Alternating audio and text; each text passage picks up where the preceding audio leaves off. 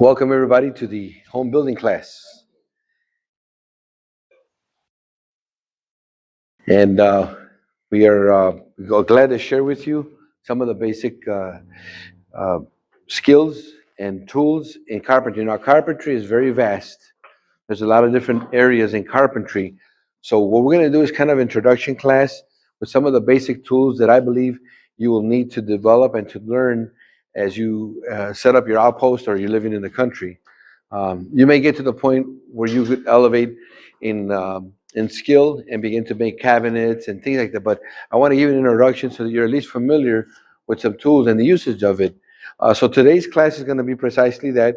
We're going to talk a little bit about the tools. We're going to start with a word of prayer, and then we're going to take it from some meditations that we're going to begin with, and then we're going to proceed that way tomorrow. And then on Friday, we're going to have a little bit of a different class. It's going to be more of how to prepare your wood, how to cut a tree, how to cut your wood, and what kind of wood to use, and what things to keep in mind as you prepare for heating and cooking with wood.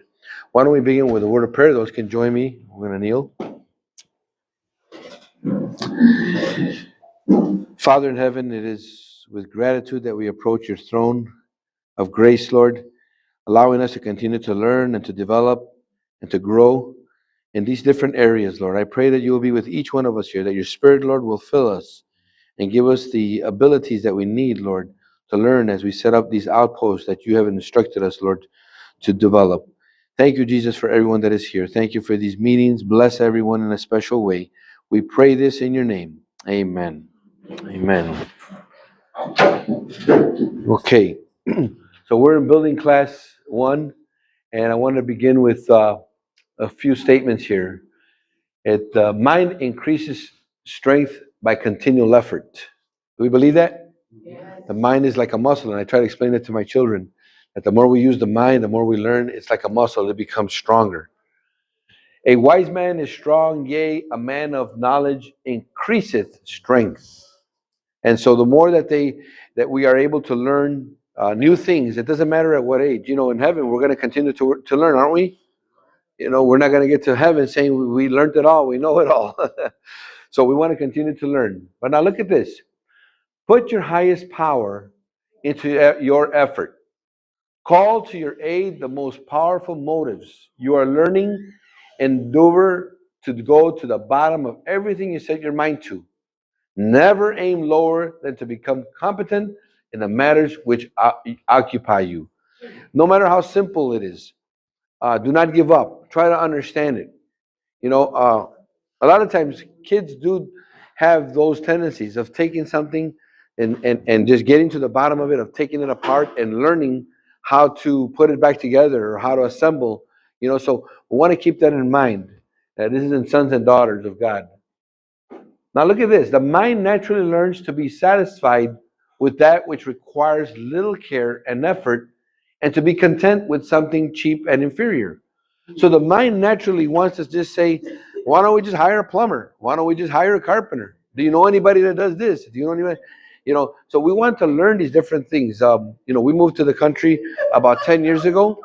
And when we moved to the country, I did not know, and I still don't know everything, but I am learning new things, even as a carpenter, you know, that I've been since 86. I've been a carpenter since 1986, and I am still learning things. So you never stop learning. And so this is the idea that we want to keep in mind. God has given the human mind great power. God demands, look at this, God demands of you vigorous and earnest intellectual effort.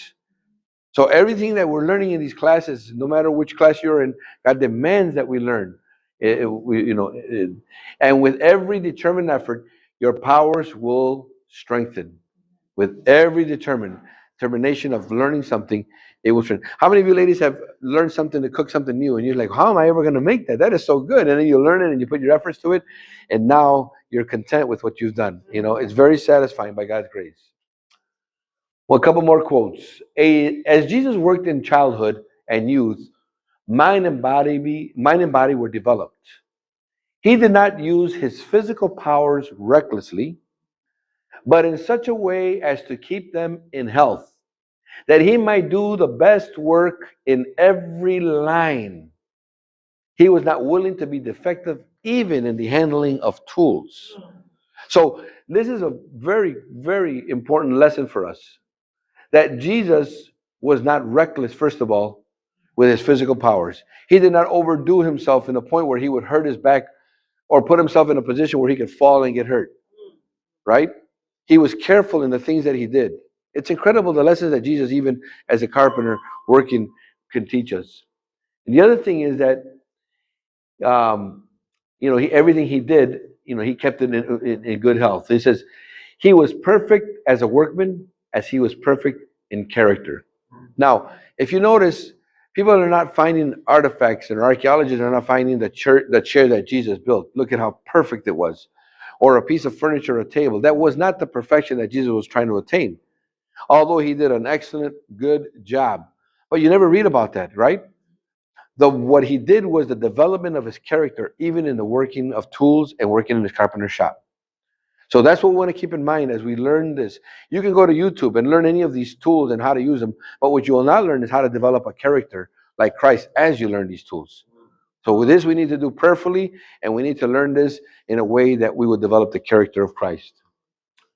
Okay, we're going to go and talk about some of the tools that I believe are practical in this kind of in this kind of basic carpentry. Some of you may be familiar with some of these, but if you are, praise God, and if you're not, we can go ahead and elaborate a little bit on these. I am having some copies made so that I can give you a copy of this and the second slide, so that you can have with you. So you can either take a picture, or I'm going to have a handout that I'll give you with this list.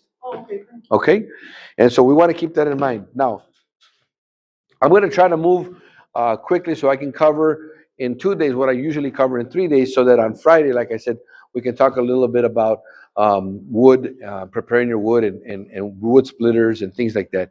But if you have any questions, please feel free to interrupt, and I'll be glad to try to answer them. Some of the tools that we're going to talk about, you're able to sometimes find them at the secondhand store. Sometimes you can find used tools, so you don't have to spend a lot of money on tools.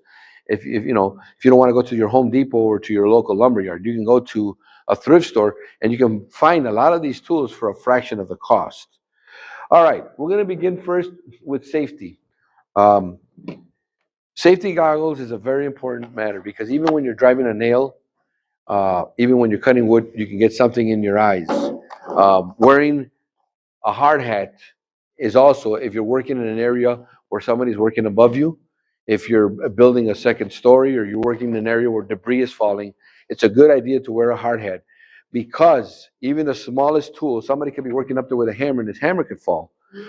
We just came back from Washington, and a few weeks ago, we were doing some missionary work over there, building a roof, and there was a lot of people going through, and we were having a hard time controlling the flow of traffic getting in and out of the building where we were building this roof. And just as one of the brethren was walking in through one of the doors, someone that was working on the roof, a nail gun slipped off his hand, and it missed him by a matter of inches. The Lord was with us. We had been praying before we started the work, during the work, and by God's grace, nothing happened. But it is very important, when people are working above and you are below, that you wear a hard hat. As simple as the work may seem, they don't cost very much, and you can get them again at any local hardware store. I didn't bring one just because of bulkiness, but you know what a hard hat looks like, and they're easy to obtain. And your safety glasses, as I said before, is very important, especially if you're cutting. Um, I wear glasses, and these have helped me a lot, from protecting me from flying objects. If you don't wear glasses, you should always wear a pair of safety glasses. All right. Let's talk a little bit about the framing hammers. And I say framing hammers because this is usually what's used to drive the kind of nails that we're going to be describing. Framing hammers usually run in the sizes of 20 to 28 ounces. That's the ounces of steel that is at the head. Now, let me just give you a little bit of description of a hammer just so you get familiar. This is obviously the handle. This is the neck. This is the face. This is the claw. Okay? This is a 20-ounce straight claw fiberglass hammer. The reason I like this hammer, this is the one I particularly use mostly, is because the fiberglass absorbs a lot of the vibration. And what happens is that you can get that vibration working in your in the elbow joints. And with time, you can actually, if you use it a lot, you can cause damage to those joints. In fact, I remember when I started carpentry over 30 years ago, an older carpenter had told me, because I used to use nothing but a steel. And at the time, we were doing concrete work and steel framework. So I was always hitting very solid surfaces. And he told me you should toss that hammer or put it in your tool bag and get yourself a wood handle or fiberglass.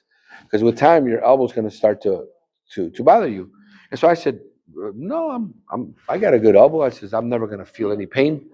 And 6 years, 7 years later, I started getting pain in my elbow. And I said, man, that older gentleman was right. So I got rid of it, and within a year, the pain went away. And so, if there's nothing wrong with these, but they're going to be specifically for demolition or for prying. Okay, they don't break as easy. A wood handle will definitely, and then I've seen so many people break their wooden handle hammers because they use them for prying, and this part right here will break.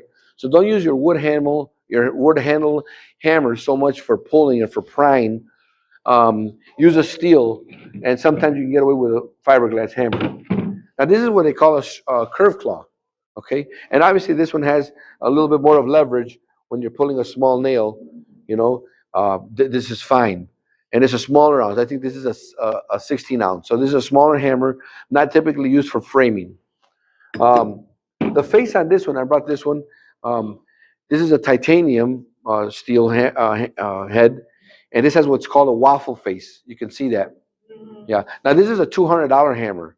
I don't suggest you have to buy a $200 hammer unless you're doing a lot of framing. You want to spend that kind of money. But this is very light, and it's a plastic handle, and it's titanium, so it feels very light. It's very comfortable. The material I think is what's probably most expensive, but it's a very good ideal hammer for framing.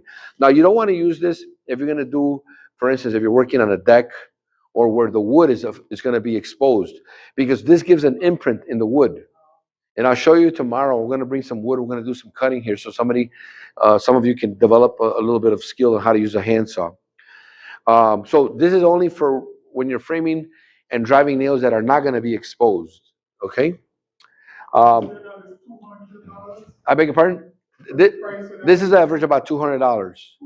Yes, 200 American dollars. Yeah. But you can buy one of these for, I'll show you a little bit of some of the tools that I bought if anybody's interested. But you can buy something like this in a secondhand store for maybe $5. Yeah. Oh, really? Yes. Yes. So, um, yeah. All right. Let's talk a little bit about tape measures. Ideally, for your own, a 25-foot tape measure. I think I brought mine here.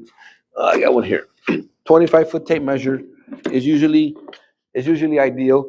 I like to keep two tape measures. I keep my toolbox. I always keep an extra tape measure in my toolbox, because what happens is sometimes your tape measure can break, and now you can slow down the work. And then, so have an extra tape measure. Is one thing that you want to have. 25-foot tape measure is ideal because a lot of times you're measuring a room or measuring lumber. And now tape measures, you can extend them out. I can almost touch that wall from where I'm standing. So they're very handy in reaching out and measuring. I have a 25. This is an older tape measure. This one probably, because of the width, may not go as far. Let me see. See, that one didn't go as far. It's just the way the tape measures are designed. They're wider at the blade, so they can go a little bit further. So you want to have a tape measure. You want to have carpenter pencils. So these are carpenter pencils, and these carpenter pencils are a little bit more uh, beefier than a regular pencil. They don't break as easy. They have more lead inside of them. And the reason they make carpenter pencils is for a number of reasons. One is when you have them in your tool, but they don't have the tendency of breaking that quickly. And two is when you're marking wood, your lead lasts a little bit longer than if you just had a pencil. Okay? And then the way to sharpen these is just a matter of taking your utility knife and just kind of go slowly around it, and just mold it so that it becomes, just a point like that, and then you're ready to use it. So you sharpen it usually with your utility knife. Well, I just showed you one of the uses of your utility knife, right? But they're very handy. Sometimes you have to open a package, a lumber, a box that you're going to be assembling or whatever. So you have a utility knife in your tool belt and in your toolbox. We want to have what's called a speed square. Okay. This is what they call a speed square. And what this is for, and I'm going to show you a little bit more of this tomorrow. I'm going to walk over here right now.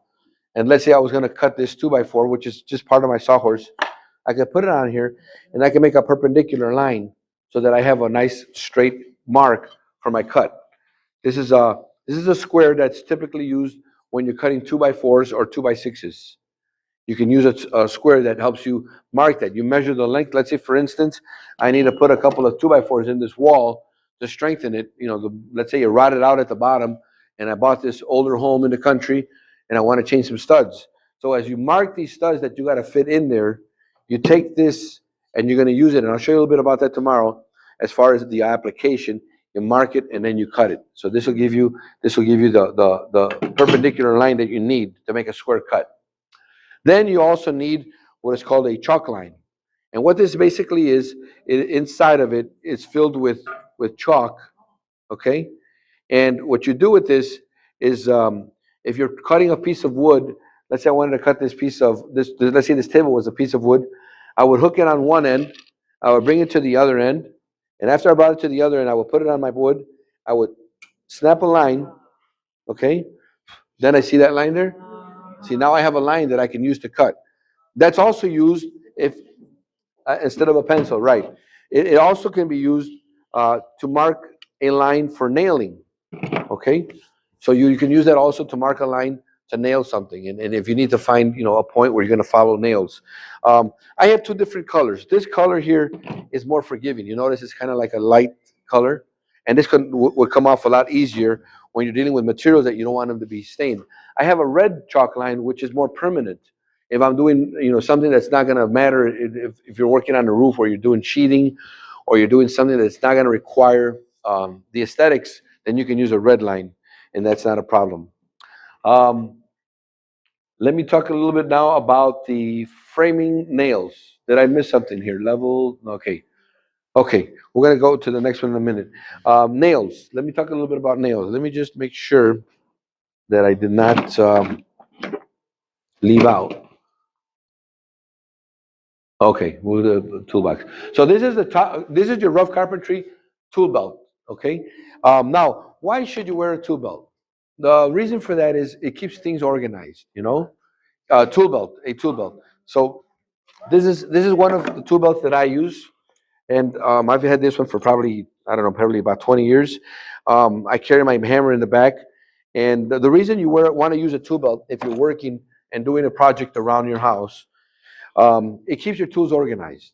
Have you ever done something, you mark it and you say, where did I leave my pencil? Oh yeah, it's over here. Then did anybody see my hammer? Yeah, oh, there it is. And you leave everything everywhere. This keeps things organized. And this is the tools that you would normally keep in a tool belt when you're doing any kind of repairs around the home. Maybe you're working on the barn. Maybe you're working on some steps, whatever the case may be. It's nice to have a tool belt. I usually bring some tool belts if anybody's interested. I picked out happy medium tools. If anybody's interested, you're more than welcome to purchase them. I don't usually do it. I don't make them. I don't sell them to make any money. I sell them what I paid for them. So I'm not trying to even make money for ministry or nothing like that. But it is sometimes if somebody's interested, I have a couple of different tool belts with all the basic tools that we just talked about in the rough carpentry tool belt. The nails. Now, nails have if you're going to use nails, we prefer to recommend to use what's called vinyl coated sinkers. Vinyl coated sinkers is basically a nail that comes with a veneer on it, and this just simply helps the nail grip a little better. There's some that are very shiny and very smooth. Those will tend to slide out with time. Okay, but I usually recommend a what they call a coated sinker, a coated nail. Now, nails are measured in what's called penny, like a penny.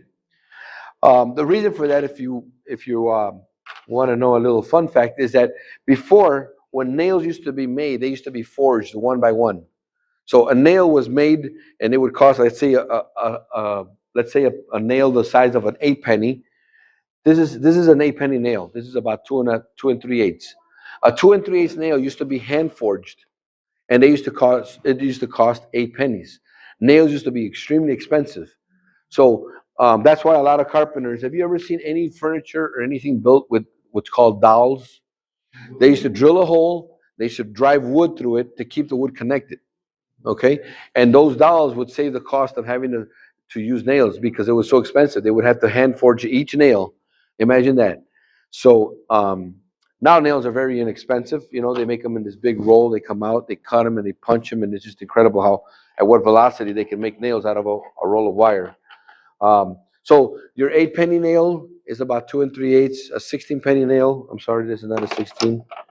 Um, a 16 penny nail is about 3 1/4 inch. This is your 16 penny nail. This is more for driving a 2 by, and I'll show you what a 2 by is in a minute. So you can see the difference between a 16 penny and an 8 penny nail. Now keep in mind that nails are not all designed to be outside or to be exposed to the element. There's nails that are designed to be exposed to the element, and there's nails that are designed to be only used in an area where there's no exposure to the elements, water, and especially that is one that corrodes them. And then just a little bit about screws is the same application in the sense of exterior and internal screws. I always like to have different sizes, a box of different sizes of screws. They're very handy, you know, to screw a loose board, you know, to strengthen, you know, anything that's not, or to build, you know, you just have different sizes. The screws are not going to go by penny; they're going to go by length. Okay, and these happen to be different lengths, but these happen to be coated. And this black nail here is not designed to be exterior use. Okay, so keep that in mind very quickly on the nails. This is, by the way, a cut nail. This is designed to go into concrete. Okay, so this nail here is designed to go into concrete. And again, you should always wear safety goggles because these are heat treated, so these are brittle. So sometimes you can hit the nail, and a fragment of that nail can actually fly and get you in the eye. So you want to. I beg your pardon?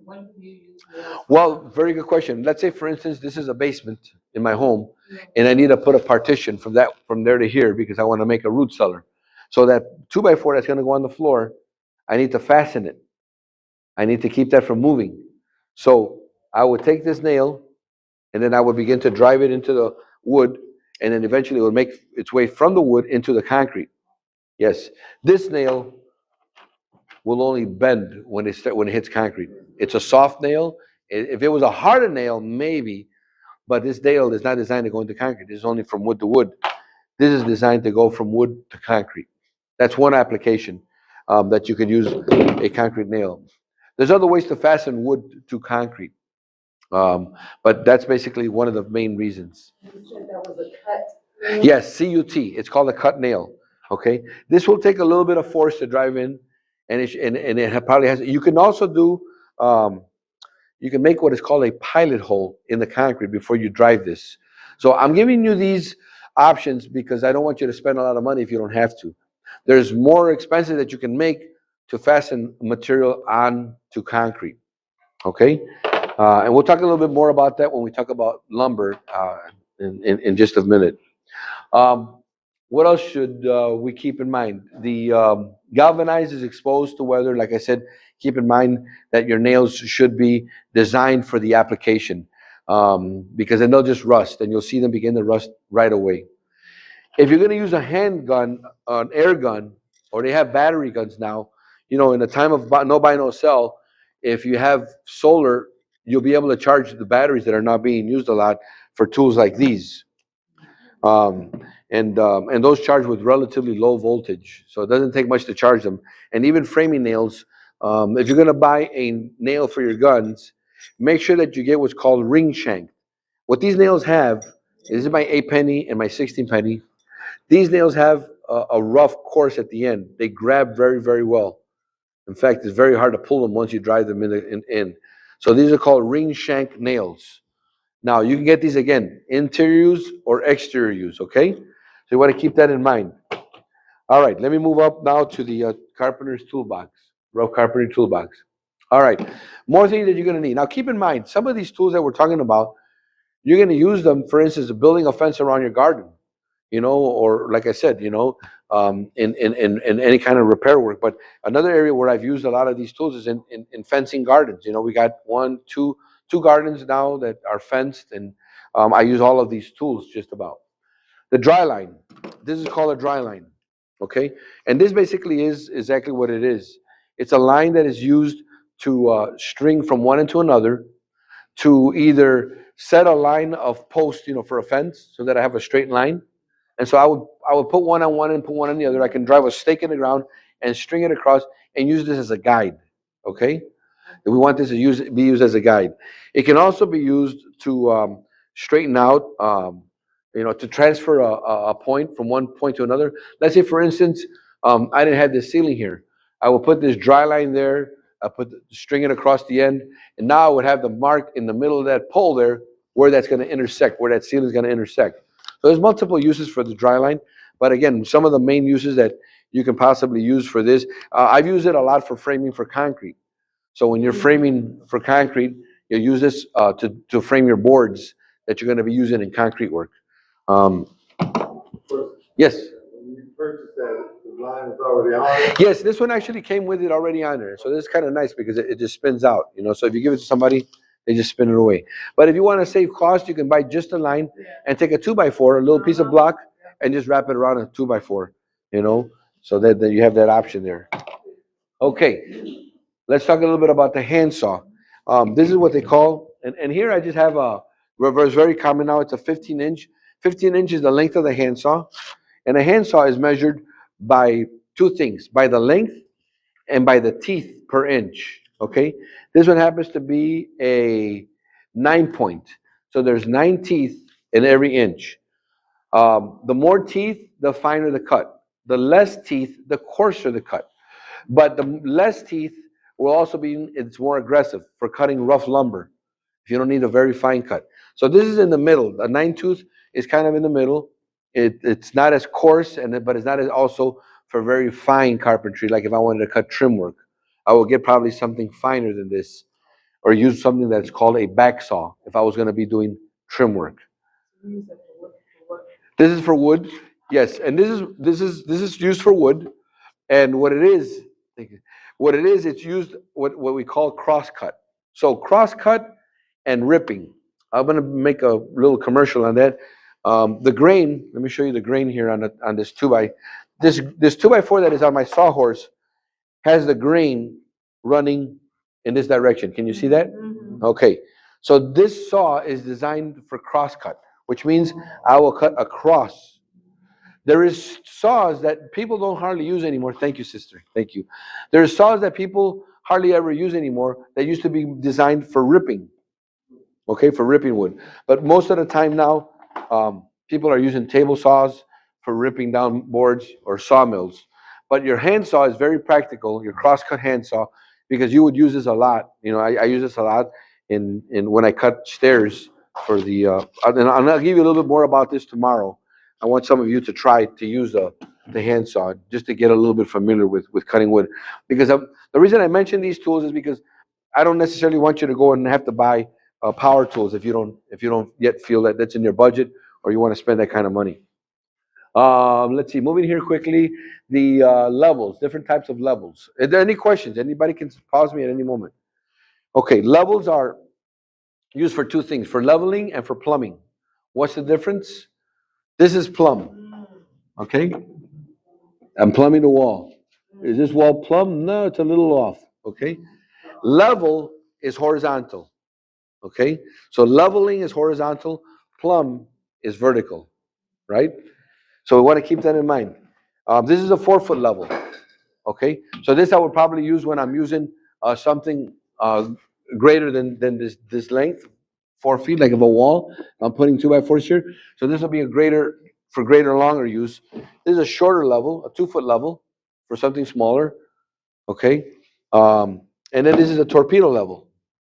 Now I like to use this a lot when I'm doing stairs. I'll put it where my run cut is, where my level cut is, and I'll put it on there and I'll see if my stringer is level, where I'm walking up the steps, will those steps be level, or do I got to make an adjustment? So I'll use these typically. Now, if you're doing something that's very long distance, like let's say, for instance, I am not too particular about, having this roof perfectly perfect. You put this, what is called a line level. See, there's a little bubble in there. And I could use this in conjunction with this line and create a level from one end to the other. See that? Now I can take that point and go up or down to where it's level. You follow me? And so that's a line level. Okay, so that sometimes the fence that we built right now recently, and tomorrow I'll show you some pictures.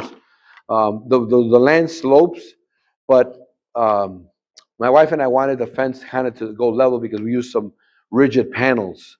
And so the rigid panels would not have worked if I was to follow the slope because when I got to the corners, since they're squares, it wouldn't work out correctly.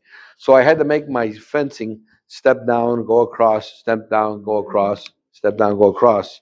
And so in this case, I couldn't just go straight to following. You can do that on a fence for your garden. You can follow the slope, and they have rolls that will adjust to it. But the mesh that the sections that we started using on the first fence, my wife wanted to continue on the second fence, and so we did that. And I'll show you some pictures tomorrow about that. Um, let's move quickly here. Nail puller, very important.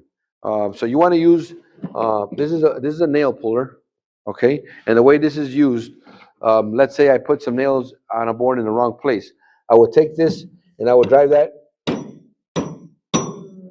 into the wood, and now it'll give me the leverage that I need to pull that nail out, right? And this is a nail puller, or they call it a cat's paw, okay? And this is very practical for pulling nails off of lumber when it's in the wrong location or when you've nailed something that doesn't belong together. And some other tools that I use on here is a pry bar.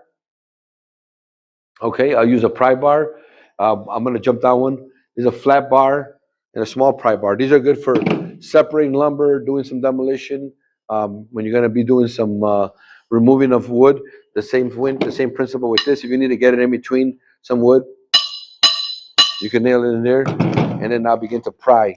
And the same thing you can do with this end, and pry something with this flat bar. Very practical, very, very practical. Then we have what is called a steel tape. Now here I have a 100-foot steel tape. You can get these in 100, 200, or 300. And I use this a lot. We used it recently when we expanded our garden, to line up on one side where I want my rows. And I didn't bring some spray paint, but there's a spray paint that you buy at your lumber yards that is used upside down. It's literally designed to use pointed down, and you can spray, because you know how you take a spray can and you tip it upside down, it stops spraying. It's like it's a marking paint, right, right. And so I used that just recently as we expanded our garden, one of our gardens, and I strung my tape measure, and then I also use it for my new fencing that I did around the garden. So 100-foot steel tape is a good idea to have in your toolbox. The other thing that we need to know, and I'll just talk a little bit quickly about these things. Your electric saw blade, if you have an electric power saw, make sure you have a wrench for it. I like to keep one of these, a crescent wrench, adjustable wrench. It's an adjustable wrench. They're very handy. They're very, very handy. If you're taking apart a bathroom, let's say you're renewing the bathroom, you're going to need to take apart the water lines. And instead of having different size of open box wrenches, you can adjust this, and you can dismantle the water lines and the toilet bolts and what have you. So very practical. And number two, Phillips. These are always very handy to have in your carpenter toolbox. A Phillips and a flathead, just really handy. I just used it right now to change the blade on my saw, and that is very practical. The tin snips that I usually like to use, oh yeah, here I have them right here. These are not designed to cut screws. These are not designed to cut nails. These are strictly designed to cut metal sheeting or metal band straps. Let's say, for instance, you have a delivery. Your lumber came in for your new fence and you had it delivered. You use these to cut the bands, so that you can now loosen up the bands that it came with. So these are very handy to have. Um, the other thing that you would need, I mentioned the crescent wrench. Like I said before, additional pencils.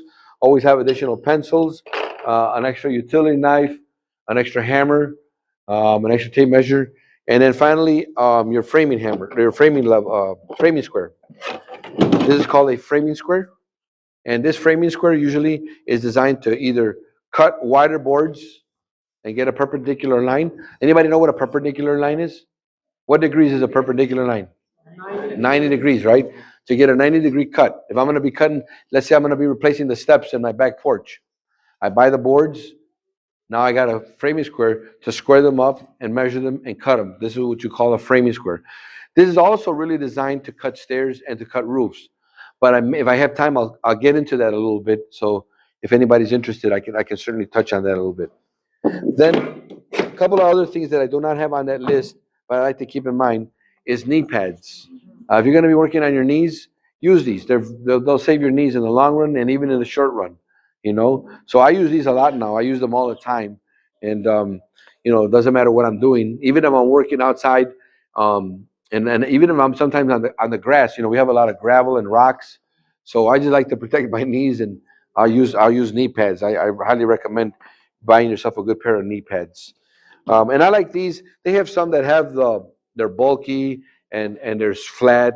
I've tried different types of knee pads. I found these to be as easy because they flex. They're comfortable. They just move around my knees, and it's made of leather. And I've heard that the plastic ones actually are bad for your joints. That I don't know. It just traps the knees from. But these are from cowhide. They're leather, and they have a nice cushion in the inside. And I highly recommend, if you're going to be working on your knees a lot, to use a pair of knee pads. Remember, Jesus did not work recklessly, right? I think I bought these at a Home Depot. Yeah, yeah. So keep that in mind. The other thing you may come across in eating sometimes is going to be a caulking gun. Okay. These particular caulking guns I particularly like because it has here. See this spot right here? It has where it cuts the point of the tube. So I put my tube in there, and I can just clip off the point. Then this one also has the. This also has the. Sometimes you're looking for a nail or something long that will allow you to make a hole in your caulking gun. See this here? So first you click it. Now you can poke a hole through the caulking tube, right? You put it away, and then you're ready to put your caulking tube in there and begin to use that. Yes. Yes. So it got everything in one, okay? And it makes it practical when you're doing. Sometimes why would you need a caulking gun? Because sometimes glue comes in a tube, and you're laminating wood together. You're bringing wood together, or sometimes you're finishing up a bathroom, or you get some areas in your bathroom where it's getting moldy. You're going to want to clean that out very good, and go and get some proper caulking that can help prevent that from continuing water to drip in there, and to moisture to build up behind your sink or in your kitchen. That's maintenance work. Your kitchens and your bathrooms need maintenance. When they start to get moldy around the edges, you need to clean that very good. Besides that, it's bad for your health. Clean that very good, and then you get yourself a silicone kitchen and bath caulk. You're going to need one of these to apply it. But this is one that I thought I recommend in getting, that has those features. All right. Any questions so far? Okay, so then that's pretty much covers right now the hand tools. I'll talk very briefly about the power tools. The power tools that I like to use, I got them on this side here. um, this is what they call a worm drive. Now the brand is Skill. Some people call you have a skill saw because that's just the company that began to make these. But the reason I like the worm drive, its length, and I'm right-handed, so I'm able to see when I'm cutting. I'm able to see what I'm cutting, because it's on my side where I can see because I'm right-handed. There is saws that have the blade on the left-hand side, okay, where this open part is on the opposite side. I don't use those saws because then I have to look over all the time, and so I like to be able to look on my right side. This is an electric power one. This is a battery. This called the one I put is a worm drive. Yeah, like WORM, worm drive saw. Yeah, like a worm. But this brand that particular makes it is Skill. But other manufacturers make the same kind of worm drive. Alrighty. Yes. Oh, yeah, the blade, right? The saw blade, right? And the same thing goes with this battery operated one. This one goes and it works off of batteries. And sure enough, I forgot batteries. Okay. Um, so when you buy power tools, um, stick to the same brand, because then you'll be able to alternate your batteries. If you're going to start with, I recommend, getting, if you're going to get Milwaukee, then just try to stick with Milwaukee. I mean, Milwaukee right now, and I find these very practical, even when time comes of no buy, no sell by God's grace, because like I said, they don't take much to charge, and you'll have tools for whatever necessary necessities you may have. If you're going to buy DeWalt, then stick to DeWalt, and then you because all those batteries are interchangeable. Otherwise, you're getting different batteries. The only ones that sometimes you have to get a different one is if you're going to get like garden tools and like still, they'll make batteries, and I have still equipment that is used for snow blowing, or I have a battery operated chainsaw. But that's the idea, to use the same. Now, this is what is called an impact driver. And the way this one works is you get these bits, these points on there.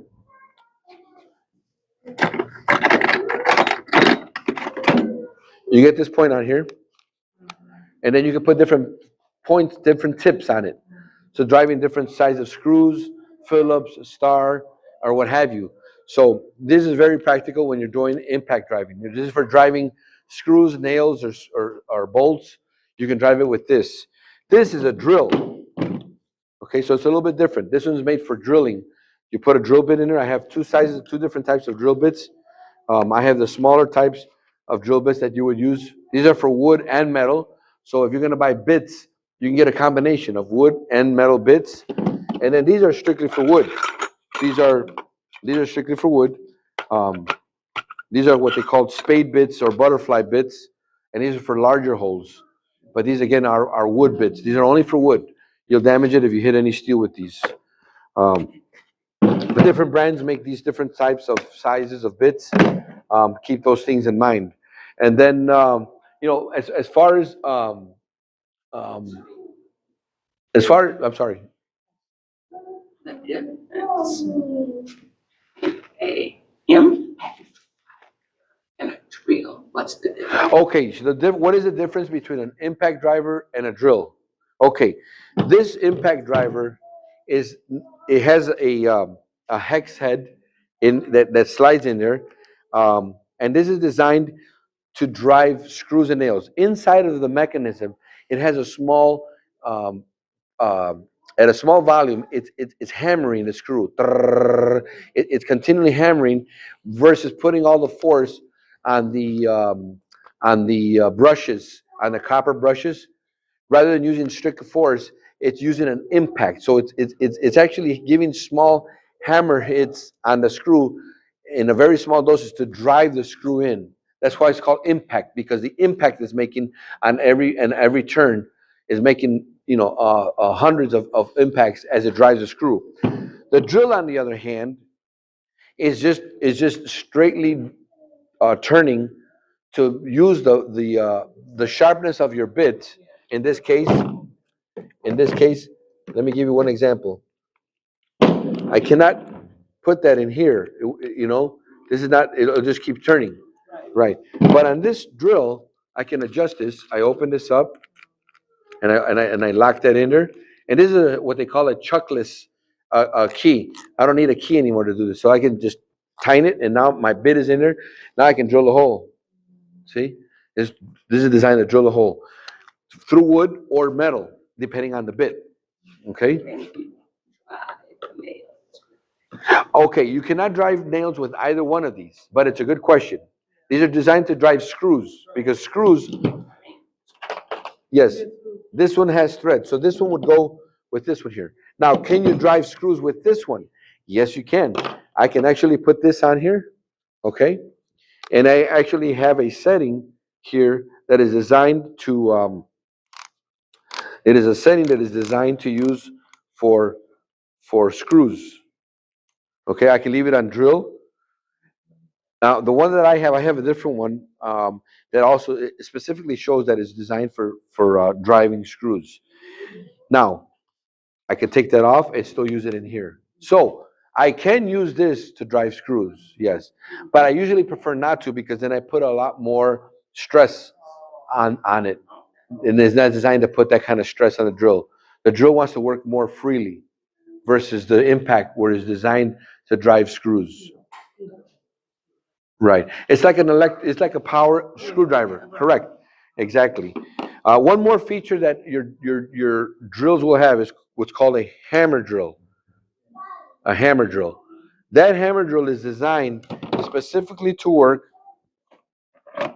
with a carbide tip to go into concrete, block, or brick. And what that does, this drill bit now, if you can see the tip, that has a carbide tip. It'll go through wood, but it's not designed to make wood holes. See, it's a carbide, carbide, carbide tip. Okay, and if you wanted to drill a hole through your wood and into the concrete, you could do that. So now what this does. If I was to drive this carbide tip into the concrete without without the hammer, it'll burn the tip. So this has to be creating, again, a small dosage of hammering. When it's drilling, it'll do hammering because this tip is designed to work with that vibration, with that hammering, right? That's what the carbide tip is for. And this is, again, designed to drill through concrete. And again, there's different reasons why you would drill into concrete. Most of the time will be to fasten let's say I want to do shelving on this wall. I would use one of these bits with this hammer drill to make holes in that wall, so that then I can use a specific screw that's designed for block. Yes, brother. Brother Lopez, based upon the nature of the work, and I see a lot of industry, especially where I work at, they go into, what would you suggest, the brushless or the brushes? Because after a while, those brushes go bad, and you got to go in and change the brushes. Based upon the nature of the work you do you go brushless or you do brush? Especially with the impact, you do brushless or brush? Yes, the ones that I have new, these are brushless now. Now they're going more with brushless. Okay, some tools are now being able to be transferred to brushless. Some tools still have a brush, if you want to call it, like my worm drive. It has what's called the armature, and what that does is it still works with that same feature. But now they're making these designs which are brushless, and you can use right. So by nature, when you go buy tools now, more and more you're going to find them that they're going brushless. Correct. Yes. Thank you. Sound maintenance wise, I guess. Exactly. Yes. It'll make for a more longevity in duration. Does that answer your question, sister? Yes, all right, very good, very good. So that would be basically what you would cover, and there's probably with battery operated tools, there's probably, depending what brand you go, anywhere from 40 to 60 different types of tools that you can use with batteries. And like I said, if you're using solar, in a time of no buy, no sell, by God's grace, you can keep using power tools when necessary, if need be. Um, all right, so we've covered pretty much. One more last thing we're going to cover is going to be sawhorses. Now, I did not bring sawhorses that I have actually made. Yes, sister. Don't have a drill, Mm-hmm. screw. If you don't have a screw, then if you're not going to put too many screws in, then yes, you can use this. but you'll be there for a long time. But yes, but again, going back to keeping in mind, if you don't have the budget to purchase tools, and you're going to fasten, let's say you're going to fasten something that you want it to hold like a screw, then you want to use nails that are designed, like, for instance, let me show you this one. This is a galvanized nail, and feel the nail on that. Feel that. You see? Yes. So this will grab, maybe not as much as a screw, but it'll give you a little bit more, as far as, so that you don't have to spend the money on a tool. Like I said, keep in mind, sometimes these tools too are found in a second hand, in a thrift store. You can find a lot of times power tools, people that are, and in pawn shops too. Correct. Yes, sister.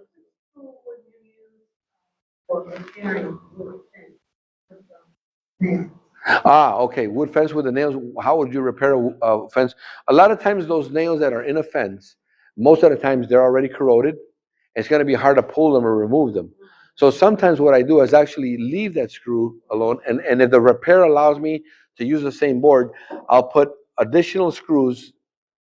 Or if I have to take the board out, once I take the board out, a lot of times those nails will just break off, and then you can clean them off. again, with a steel shank hammer, clean them off. And then remember the bar, depending on what kind of fence you have. If it's a wood fence, then you would use that to remove and to clean the area so that you can now put, new material on there. And making it easy to have a good contractor. Yes, okay. You can use again, you can go to the impact driver and you can purchase screws that are designed for exterior use. And I use these, like I said, we just by God's grace added to our garden, and I use nothing, I use this with screws like this to add, to put together, the wood that was used for the fencing.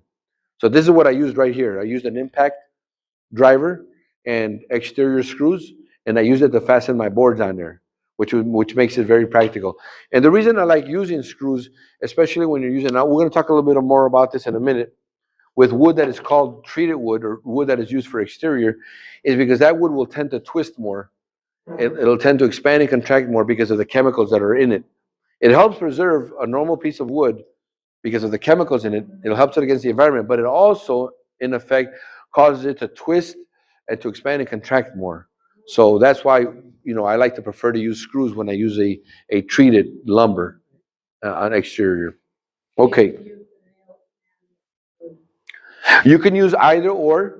It would be recommended to use either or. If you wanted to use nails, you can certainly use nails as long as they're designed to be exterior use. Yes, make sure they're galvanized or stainless steel. They will get a little more expensive, but they certainly will not rust. A stainless steel. So you can use either or. And if you feel that you have the budget to do that, there is, like I showed you on these, my sister, you can use these in a stainless steel or in a galvanized also if you're going to be putting a lot of nails. And again, that would work with a battery, and a gun that's designed to take these kind of nails. All righty. Okay, so we have that as the first part. Let me go ahead and move on and cover a little bit more. What time do we have? It's 10:30, so we still have a little bit more time. Um,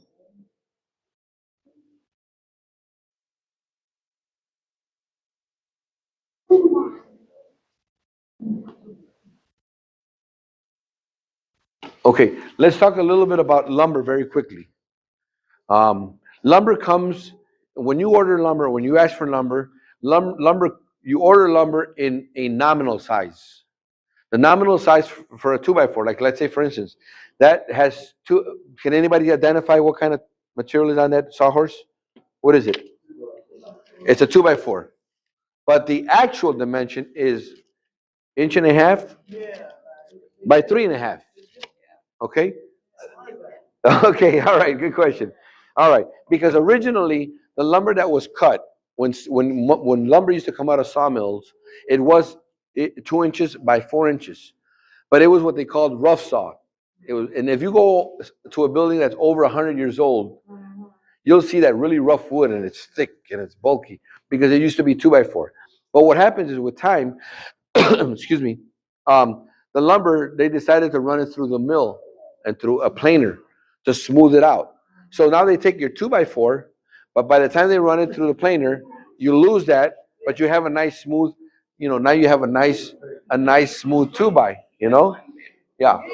And it's even rounded on the edges.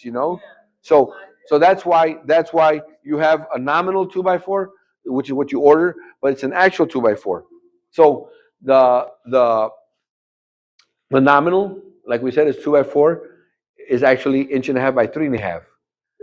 Here you have a stack of different lumbers.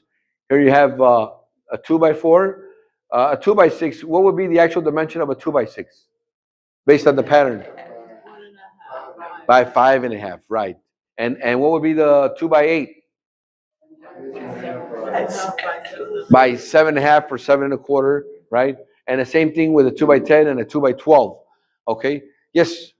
I was gonna say, when we found some lumber we bought from the Amish, it's actually 2 by 4. Yeah. Yes. Yes. Yes. We by God's grace live in an Amish community, and there's a sawmill right down the road, and I can buy 2x4 material. That's not a problem. The only problem with that is if you're going to use it to frame up a finished wall, when you go by your windows and your doors, the jamb that it comes with, it will not match up to that dimension, you know. But if you're going to build a barn or you're going to build a shed, you can build out of lumber, and it's a lot cheaper. You know, I buy material from them all the time. I've made a couple of pulpits with the wood that they sell, by God's grace, and excuse me, just a multiple different uses. So we've been privileged. The Amish are privileged to have us living amongst them. Amen. It's the other way around. We're because we pray for them, and they don't know the truth. They don't have the truth. So they are privileged by God that we live in their neighborhood, that we live in their community. Yes, sister. And Wisconsin. Wisconsin. Yes. Yes. Yes. Yeah. In fact, they come over a lot, and by God's grace, we've been able to minister to them a lot. They eat my wife's cooking, and they just love. I mean, the other day they had a hamburger. They thought it was a pork burger because they eat a lot of pork. And I said, and that's why I asked one of them. I said, "How did you like that burger?" He goes, "Oh, it was very good." I go, "You know, that was meatless." He goes, "What?" And then his other Amish friend was there. "You go tell that to Mo. Tell him, see what he." That's his name, Moses. And I told Mo, "Hey Mo, how'd you like that burger?" "Oh, I thought it was very good." I said, "Was it lean? Was it?" "No, it was just right. It was." I said, it was a meatless burger you just had." He goes, "What?" He couldn't believe it, you know. But no, we just have a wonderful time, and I learn from them, and they learn from me by God's grace. Yes, yes. But above all, we share great controversy with them, and they're very interested in prophecy because they don't study prophecy. Yeah. So it's a blessing living in their community.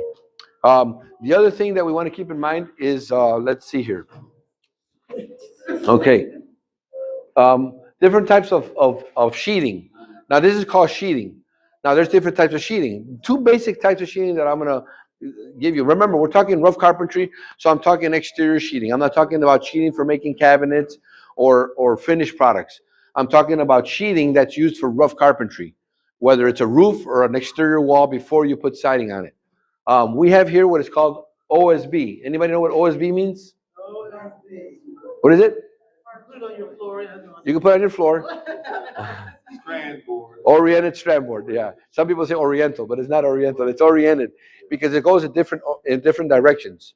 So all it is really it's made with glue and a little bit of plastic and and big chunks of wood, and then it's mixed and then it's compressed. It's very highly compressed, and it makes a very good, solid, strong sheeting.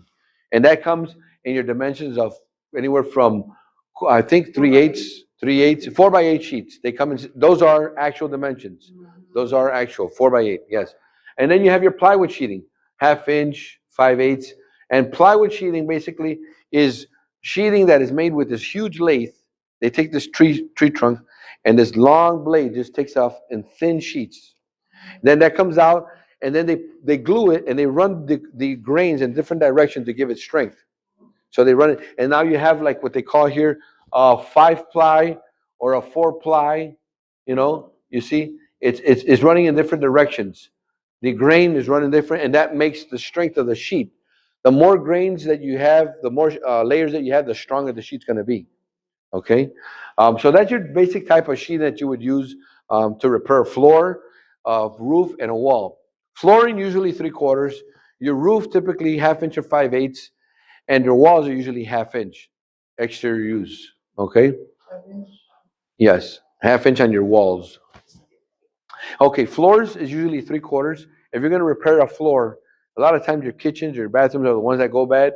You got to rip it out. You would use a 3/4 inch sheeting. Um, Walls for exterior walls would be 1/2 inch. You want to use 1/2 inch. And then for repairing roofs, a lot of times your roofs are sheeted with either 1/2 inch or 5/8. I personally don't like using 1/2 inch on roofs. I just think that with time they start to bow. Yes, they start to buckle. Right. This is an exterior type of plywood sheeting, which some people use. I would recommend using this only in an area where the weather is not going to be beating on it. In other words, like say for instance, I had a porch and I had a roof over it. I wouldn't see a problem using it here. But when you use it on exterior, I have one building right now that I built with this, and it's just constant maintenance. It's just constant maintenance. That's called T111 or plywood siding.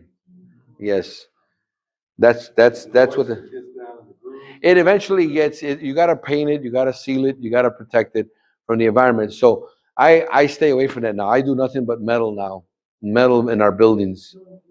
Yeah, and like I said, you can use it. It looks very nice when it's stained, you know. But use it if the water's not getting at it. You know, the sun won't hurt it, but the water is really what really tends to destroy it. Um, you can use this interior. I just in the shop. I just moved my shop from one building to another because we made some men and women's restrooms for when we have our camps.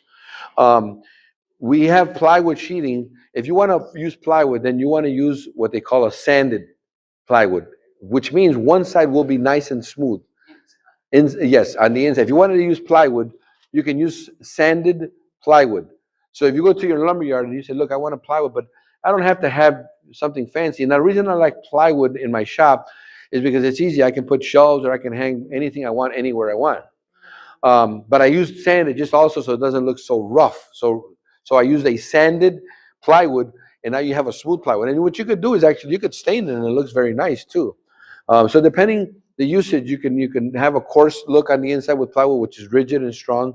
But then you can use, like I said, the sanded. Um, here's an example of a shed that's made with that kind of wood. Yeah, the T111.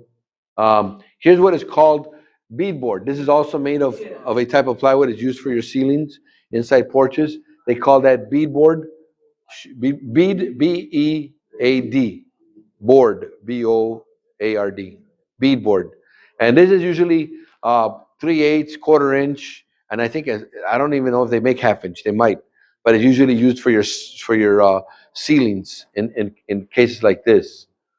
Um, this is a cedar batten board. This is a cedar batten board. And all it is, they nailed these first, these big wider boards. So, like in this case, they put up 2x6. And you see this a lot in barns. Have you seen a lot of barns like this? Barns will have these where you nail up the 2x6s. And then on top of the joints, you nail 1x2. So 1x6 nails go first, then 1x2s on top. And what that does, the reason for that is because wood expands and contracts. And if they were to only nail these 2x6s, when it's really hot and dry, guess what they would do? They would shrink, and now you have gaps all in between. So what they do is they put a bat on top of the board. That's your bat, right at the seam. They nail that. So now underneath it, it allows your wood to expand and contract without having that seam ever be exposed. Yes. So that's called a batten board. A lot of times you'll repair barns like that. Yes. So when you do that, when you're putting your 1x6, you gotta put a little spacer.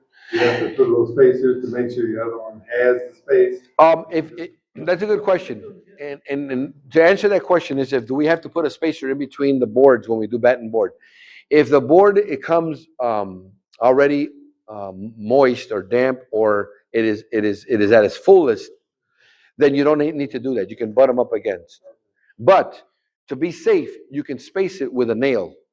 Okay, so you can put a nail to space it, and this will give you that extra, so that in case if it does rain a lot and expands, and you haven't treated your cedar, it won't expand to the point where it now buckles. Right. Yes. That's always cedar. You want to make sure that this is always cedar because otherwise, if it's pine, you want to make sure you paint it right away. It won't last very long. And you have made that yourself. You can assemble that yourself, but usually the wood comes already from, already made. You would buy the 1x6 and the 1x4s or a 1x8 and 1x4s and do your own batten board. They used to use this a lot in barns, but even cabins and, things like that.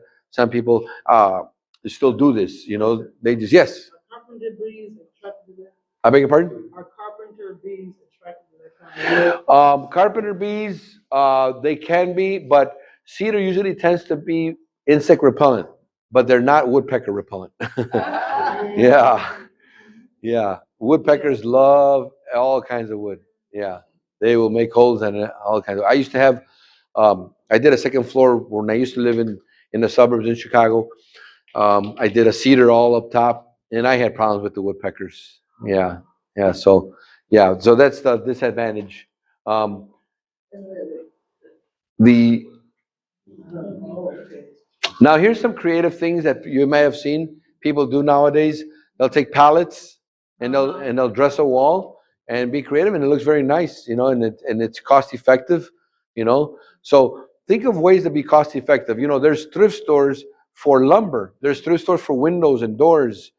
You can buy them at a fraction of it. Now, some of these realtors are becoming wise. They said people are liking this and it's looking good. Let me take the price up, So as soon as they see that it sells, supply and demand, they start to raise their prices. Yes. What about outlets? You can use. Yes, you can use pallets. You can use pallets. The wood from pallets, usually it's a hardwood, which is nice, and you can use it to dress a wall or for different applications. I have a lot of pallets right now that I say I'm going to get to eventually and dismantle. I got them in one of the barns, but yes, you can use pallets. There's a lot of use of pallets you can do. Yes. This is just a corner board that is used when doing wood siding. I'm not going to get to that just yet. So your metal typically comes in 3 foot by any length you want. You can order metal siding from 1 foot long to 24, 30 feet long. So metal siding is really something that is being used a lot now. If you're going to do metal siding, um, it is a little bit noisier. It is a little bit lighter. So there's advantages and disadvantages. But I'm really just leaning now more. In the city, I never really saw a lot of metal. Now they're even using it in the cities now a lot. Metal roofs and metal siding. So it's a very easy way. It's light. Make sure you use gloves, especially you use something that's in this case. I like to use cowhide gloves if you're doing metal.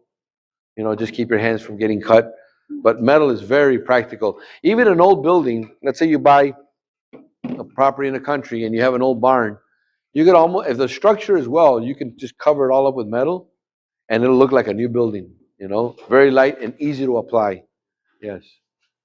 Here's a shed that's made with wood and metal, you know. Um, there's the guys that are installing metal. They with metal, you have to run uh, lats or purlins perpendicular to the sheeting. Okay, it's not like plywood. If this was a plywood roof, I wouldn't need these here. See those there? Because then my plywood will run perpendicular to my joist. I would run it, horizontally. I wouldn't need that. But if you're gonna do metal, then you need to do a strip.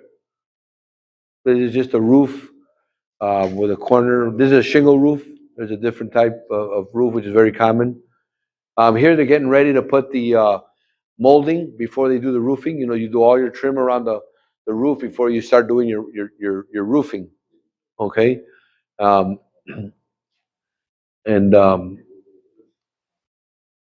it is just a pattern if you're going to be doing a shingle roof. Now here they don't have the felt paper. They usually you don't put your shingles directly on your plywood roof or on your sheeting. You have what's called felt, and it's a in between your sheeting and in between your shingles. And what that does, that helps prevent moisture from trapping in between there. It helps the plywood breathe, and it's also a protection. Now they have a synthetic roll that's used that is much more durable. It's lightweight and it's easy to roll. But your shingles, you step your shingles. If you notice the first row, he started them upside down because what happens is you have this seam, and if you didn't do that, the water, if you started with just your shingles in the bottom without putting a starter strip, they'll have a starter tab, or you could flip it. But now they have a roll. You could open up a roll so that your shingle, the opening that it has there, does not rot the wood out.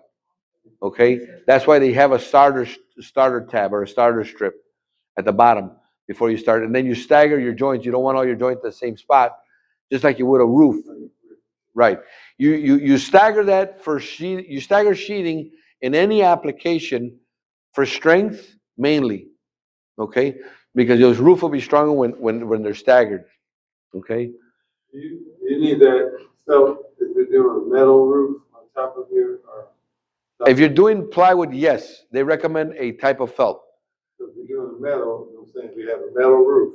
Is there plywood under the metal as well? Or is this? Go onto your- Okay, so if you do a metal roof, you don't necessarily need plywood. Yes, you don't necessarily, if you remember the one image over here, they were doing, a roof, right, with no plywood, right?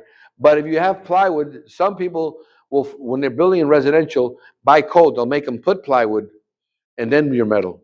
They won't let you do just this. Yes, Depends on the code. right, it depends on the code. And typically it is better, it's gonna be stronger to lay your plywood or your sheeting. Yes, sister? At, temperature. Okay, very good question. The temperature in the house. So the way you're gonna reflect, or the way you're gonna get your resistance, which is your R value, is not so much by your metal, it's gonna be by your insulation. So if it's a residential home, you're gonna have to insulate regardless. Yes, your metal will get hot, there's no question about it. The metal will get hot, any color it is. But you're not gonna depend on the metal for, reducing the heat in your home. You're gonna depend on the insulation that goes underneath there. That's what you keep your home. In fact, I was just talking with Brother Marcus, during breakfast, and he's asking me, how are we gonna do it when it's really hot out and we have no air conditioning at a time nobody no sell? Sit underneath the tree. I beg your pardon? Sit underneath the tree. Sit underneath a tree. Yes. All right. That's one way. Now, how are you gonna do it when you have to go inside and dress and sleep? And well, like I told him, I says, well, just about 100 years back, nobody had air conditioning, right? Yeah, they opened the windows and yeah. So, but one of the solutions will be, because we're used to air conditioning, are we not? We're used to AC. I mean, I think everybody, even the poorest, has air conditioning now. But the key is going to be, and I'm glad the sister brought that up, because we're dealing with a time of no buy, no sell, a short period of time of trouble. Insulation.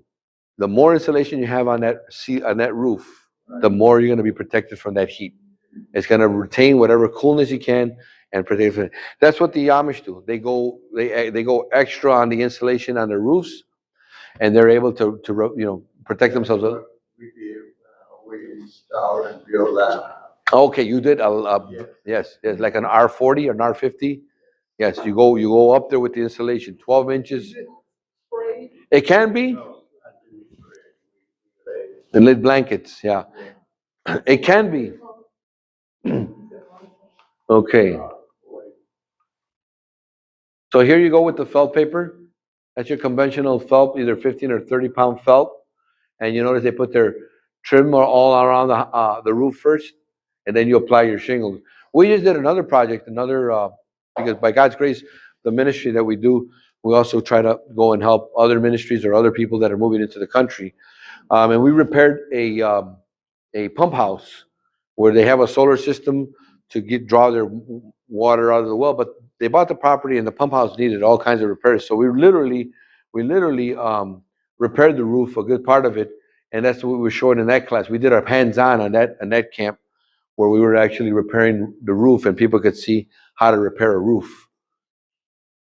I don't think my hip has any trim.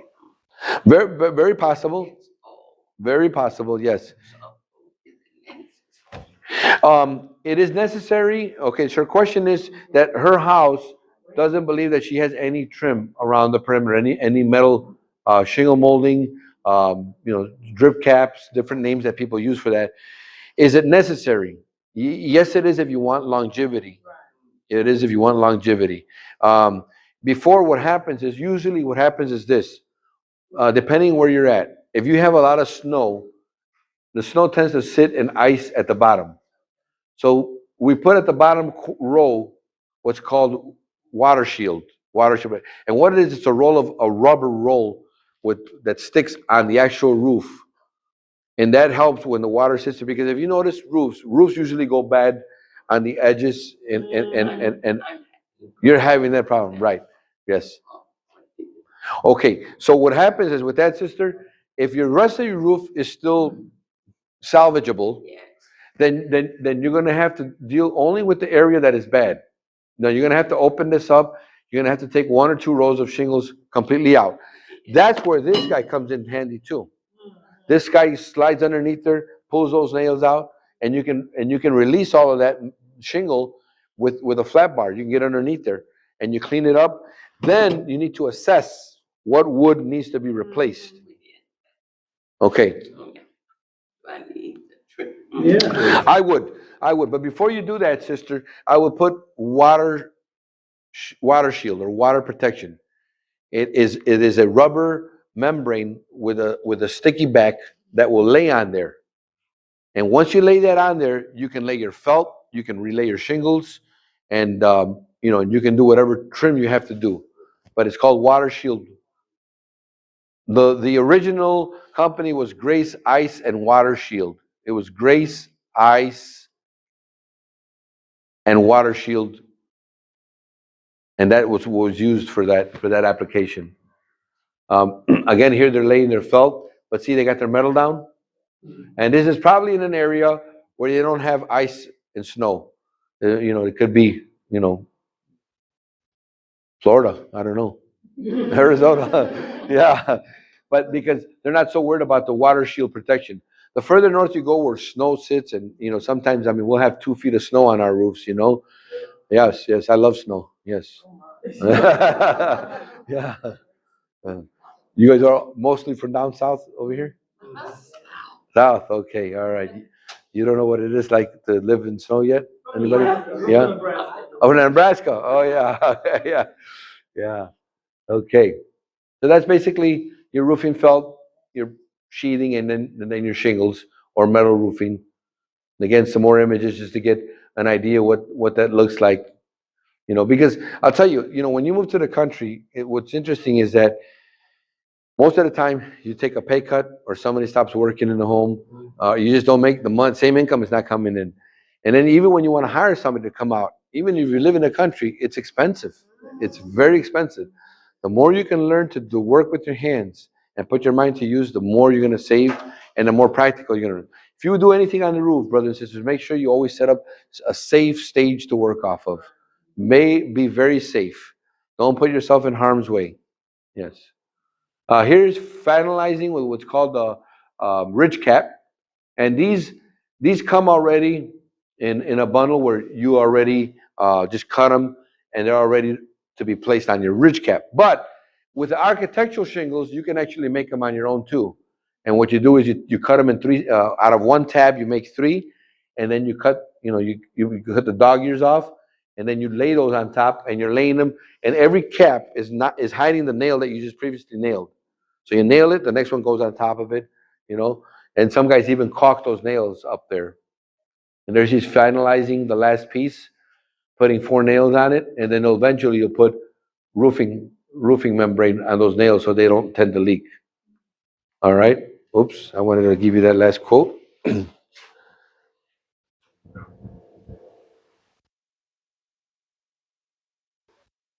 other thing in the country, it takes a long time to get somebody to service. Yes, when we first moved out to the country, people began to ask us if we would be willing to go and work and fix and repair. And I said, to be honest with you, I did not move to, I mean, I got offered jobs because, carpentry is in demand all the time, you know.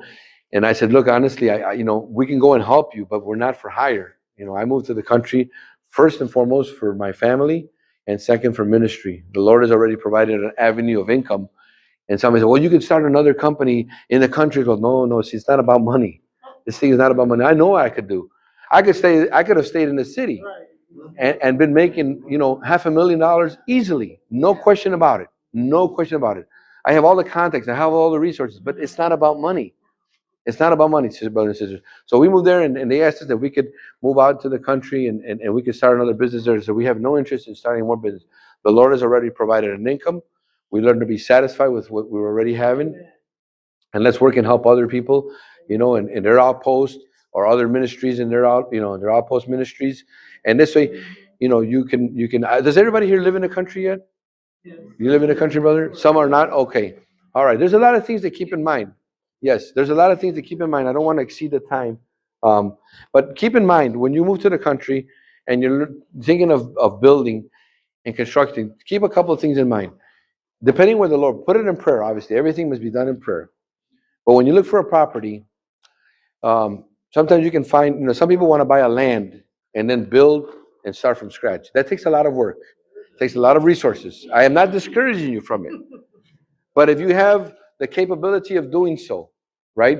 There's a verse in the Bible in Luke that says, you need to be careful that you don't start a house and then you can't finish it and someone come along and mock you for it, right? So, I know people that have bought their land and for 2.5 years, they're still building their home. I said, that's a lot of midnight oil you're burning up. I'm a carpenter by trade, by God's grace, and I live in a double wide mobile home. And when I first moved to the country, we moved out there with $2,000 in my pocket. It's a whole other testimony. And it was when 2008, I couldn't recuperate. I had a company of 40 employees, and I used to build $1 million homes. And I went to the country, and I said, Lord, we first moved to a mobile home that was worth about $4,000. It was old, but it wasn't falling apart. It was just very old and very dated, but it was structurally sound. And this is, in the small mobile home that we moved, it was only 680 square feet. That's small. 2 bedrooms, very small bedrooms, enough for our little children. But we always like to have people over immediately. So think of, when you're moving to the country, think of how you're going to bring people to come and visit. Your outpost needs to be a living testimony. And people have asked me about tiny houses. It's fine if you're trying to get your foot in the country, but not to make it your permanent home. You need the people to come in. You need to be able to bring families in, have worship, and have Bible studies. You can keep that tiny home as a guest house after you're out there. But if you're going to move to the country, buy either a place that has land, that has a home already, that has water. In the meantime, it has electricity, and you save your cost. We're helping one family right now, not too far from us, move to the country. He bought the land, and he's struggling. He's struggling to get the bank loans because you need a bank loan for the land, and you need a bank loan for construction. And I am not telling him what he should do. In a case like this, I need to leave that alone and let God deal with it. All I can do is come in and assist. But I cannot give him all the answers. The Lord needs to sometimes, So my encouragement is to try to ask the Lord, what is practical? Have vision. You remember the School of Madison that Sister White first saw? When she first saw the School of Madison, nobody visioned that this is horrible. I mean, the elders cried because of all the rock and the stone. This is horrible. What? We can't. No. God gave Sister White vision. No, this was going to be an example of true education throughout the entire world. Have a vision that God said, look, we need to see how we can make this place be the outpost that God wants us to be. Keep those things in mind. There's other things that that we need to contemplate about. Moving in the country, make sure there's enough land, make sure there's enough trees. On Friday, we'll talk a little bit about felling, and how to prepare your wood and stoves. But think of those things as you head to the country. And the reason we're having this class is because you may end up with a home that's an older home that needs repairs and needs work to be done. Do we have any questions?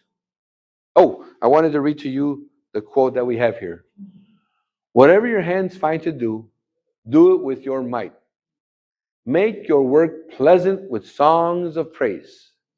If you would have a clean record in the books of heaven, never fret or scold. The complaining and that's the problem sometimes that we have, that we live so comfortably that the minute that we don't have air conditioning or we don't have some comfort. Have anybody ever traveled to very third world countries? You've traveled? I've been in the Philippines, and I went to an Adventist academy, and the boys' dormitory had a dirt floor. Yes, they didn't even have a floor. They have a dirt floor. The boys have only one pair of sandals for school, for work, and for Sabbath. There's one pair of sandals. They had one room, probably the size of here, I don't know, maybe a little bit bigger, and they had like 8 kids that live, 6 or 8 kids living in that room. And the kids are the happiest kids you've ever seen. They have no clue what it means to have air conditioning or carpet, or weather-tight doors. I mean, we've grown to be so comfortable, and I did not know what to do with myself. My mouth hit the floor. When I left the Philippines, I left everything that I possessed, except the clothes that I was wearing. Otherwise, I could get arrested. But I left I left everything that I possessed, my boots and my tools, and we took everything. I left everything. I said, oh, wow, what can we possibly do? And we've been living in a land that God has prospered. And you know the story. God really prospered this nation. But now, we're gonna get ready. What Philippines is now, very soon will be in the United States. We need to be ready. So we need to learn to work with tools and with our hands, and you need to learn, brothers and sisters. The Sister White says that women have to learn how to use a hammer. Yes, she says that women need to learn how to use a hammer. She says that if a father is a carpenter, he is required to teach his children carpentry. I mean, we have counsel on these things. So it is not an option. It is a requirement that Jesus is giving us, moving into the country and preparing our homes and our place. And besides that, what are we going to be doing in heaven? Planting gardens and building. Now, I want to learn from the master builder. That's Jesus, right? He's going to be giving the classes, and I can't wait. Whatever it is we're going to be building, I want to be a part of it. I love to build. Yes, sister. I just wanted to share something. I was in the hardware store and I took my chainsaw to get repaired. So as I was leaving, this man saw me and he said, "Do you know what they call a woman with a chainsaw?" And I said, "No." He said, "Ma'am." Ma'am. They have respect for her. Yeah, yeah, that's right. No, and that's it. I mean, my wife, my daughter, they help split wood. I mean, everybody gets part of it. My children, they both have their own tool belts, and we want them to learn, the things that God is teaching us. So I just want to encourage you, brothers and sisters. I do have, like I said, if anybody's interested in the tool belts, they have the hammers, the chalk saw, the snap lines, and everything that is needed. If you're interested, they're $150. That's what I paid for them. If not, that's not a problem either. And then tomorrow we'll be dealing with a little bit more of the skills on learning to cut some wood and measure and what have you. You said that you had everything on paper that you. Yes. Oh, yes. Thank you. So my sister brought this handout. I'll have another handout. Yes. Thank you. If you can, let me just have one, please. This one. Thank you. If you can, on Friday I'll have another handout for the class, and and tomorrow we'll talk a little bit about framing, what a wall looks like, assembling a wall, how to take down a wall. Should I take this wall down or not? And learn how to detect what walls I can take down. So we're going to talk about burying walls and non-burying walls tomorrow in tomorrow's class. Yes, my brother. Brother Lopez, while me and my wife was looking for a country home, I've talked to other individuals. Couple of overwhelming themes that I hear about building from scratch is that, one, they don't want to take on other people's problems or different things that they see in the homes and gotta, remodel or do different things. And then two, they build it how they want to build it to the liking of how they want it. But ultimately, you gotta understand that these homes that we build from scratch, we're gonna have to clean those homes anyway. Yeah. So what you don't wanna do is put a whole lot of emphasis on it because you're gonna end up cleaning. Then some people could be like locks, right? Like, listen, I don't build this, and I don't ain't about to leave it. So you gotta keep things in perspective and understanding God is a God that He's very practical. And by example, when we first came to the U.S., because we came from the Virgin Islands, one of the best places to live was just a little heaven, on earth was when we had a double wide trailer. Like that was some of the best living there with that double wide trailer. A lot of people shun it, but I'm telling you, that right there, that's some good living for real. Like I'll honestly tell you, that's some good living. And my brother brings a very good point. And there's a lot of danger. See, the enemy is not going to give up on our desires, and if you make your country property so beautiful, so loving, you said, man, I don't even want Jesus to come. That could be dangerous. You want it. It is so beautiful. You've dedicated so much hard work to it. That's why we're called to live simple lives.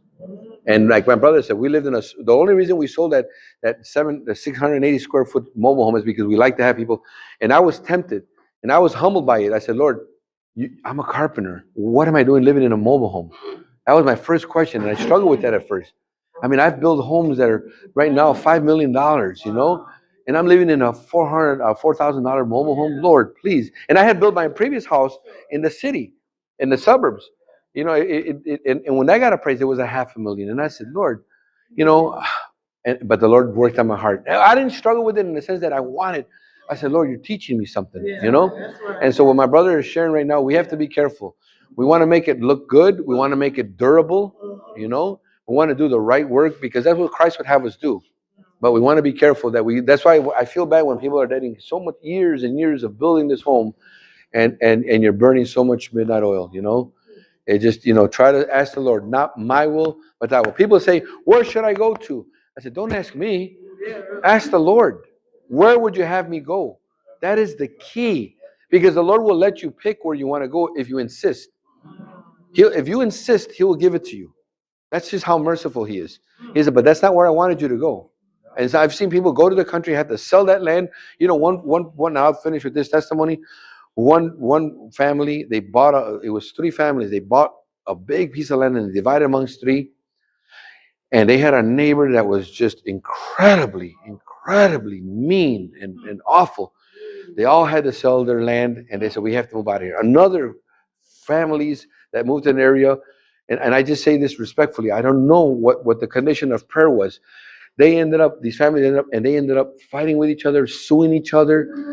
Brothers and sisters, the devil is not leaving alone those that are moving to the country. We need to be prayerful about this. We need to be prayerful. And the devil wants to give a bad taste so that these people go back. You see, that's why you don't need to move to the country. You know, stay in the city. Yes. Missionary work. It's neglect. It's because you live in a mansion. Yes. No time for the work. Yes. Oh, Your time is consuming. And that was another point, sister. I told my wife, look, if I build a house, it's going to take me by myself a year and a half when we could be doing a lot of other things. We need to get gardens started. We need to get greenhouses started, fruit trees, and we got so much work to do. So, you know, we just went with a mobile home, brothers and sisters, and I'm fine. The Lord has already got me way past that. Yes. And I'm glad He did. You know. Lived in a camper for the first 7-8 months. Lived in a camper. And we went into the winter. Campers are not made for the winter. And I'll tell you what, it was not easy. No water. No, because everything freezes. Yes, no water. And the last month and a half, 2 months, we had no running water. I had to put my wife and my kids when they were little in the one bedroom, and I'd put an electric heater, and then the heater from the camper. I'd sleep outside where it was totally freezing. I mean, you know, wake up in the morning, my water bottle was ice. I mean, I slept in 20-degree weather inside the camper for at least a month before we finally were able to get into the small mobile home. But it was all an experience. Praise God. I mean, there was no complaining. I mean, you know, some of the best times that we have had has been times of struggle. It's just the way it is. It's in the school of Christ. No murmur, though. No murmur, please. Anybody else want to share anything? Let us then kneel and let us pray. Amen.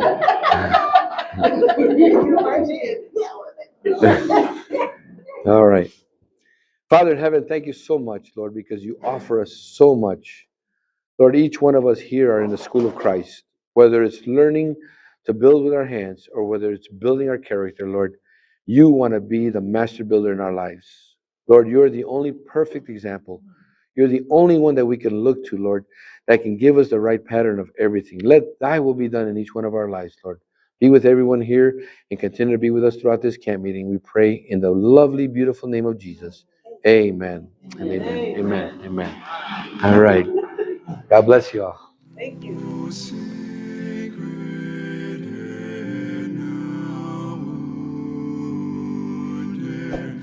With grief and shame weighed down, now scornfully surrounded with thorns.